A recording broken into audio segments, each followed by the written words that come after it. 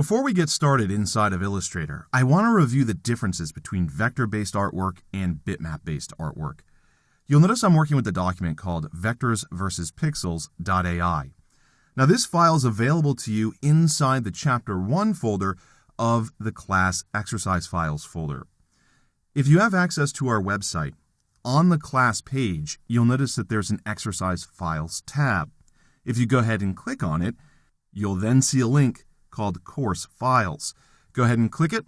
It'll download the exercise files, place them on your desktop so they're in a nice central location. Additionally, as we work inside of Illustrator, we're going to be working with different pieces of artwork and graphics. I just want to point out that a lot of this content is courtesy of my friends at Shutterstock.com. They were nice enough to allow me to use their library of content for examples throughout this course. So if you have a need for not only stock photography, but stock artwork, Shutterstock.com is a great resource. So coming back into Illustrator, we have these two pieces of artwork.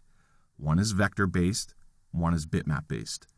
Vector graphics are created with vector points, and those points are connected mathematically. Because they're connected mathematically, the end result is nice crisp edges all over the artwork. This gives you the ability to take this logo and put it on something as small as a business card or something as large as a billboard without having to worry about quality degradation. That's not the case with bitmap-based images. Bitmap-based images are constructed of little squares of color information called pixels. Bitmap images traditionally lend themselves to images with great tonal range, like photographs. The limitation there, however, is you're limited to the amount of pixels that are currently within that image. If you have to increase the size of the image, the pixels spread out, the computer has to come up with new pixel information to fill those holes, and the end result is an image of lower quality. With a vector image, you're just changing the vector points' locations, and then you're recalculating how to connect them. Additionally, the way that you work inside of Illustrator is very different than a program like Photoshop. If you wanted to change the color of an element inside of Photoshop, you have to select those pixels. Well, that's not the case inside of Illustrator.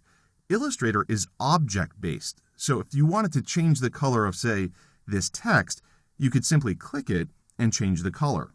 We'll take a look at that in just a second, but if we go ahead and zoom in to these images, the image on the right, you'll notice immediately begins to lose quality, and this is the bitmap version.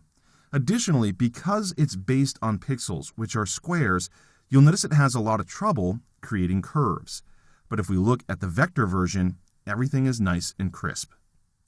Like I was saying earlier, Illustrator is object-based, so if we decided we wanted to change the color of this text, all we would have to do is select the text, come up to the options bar, and choose a different color. And you'll notice that the text is immediately updated. Again, in the bitmap version, you'd have to make a selection of all the pixels within that text and then change the color. But of course, it's not that easy because as you see, bitmap images create transition pixels between the foreground color and the background color. That complicates making a selection to change its color because you have those intermediate pixels. So hopefully that brief explanation gives you some idea as to the differences between vector images and bitmap images. It's not to say that vector images are superior in every application. They're definitely not. But you can see they definitely have their advantages in certain situations over their bitmap counterparts.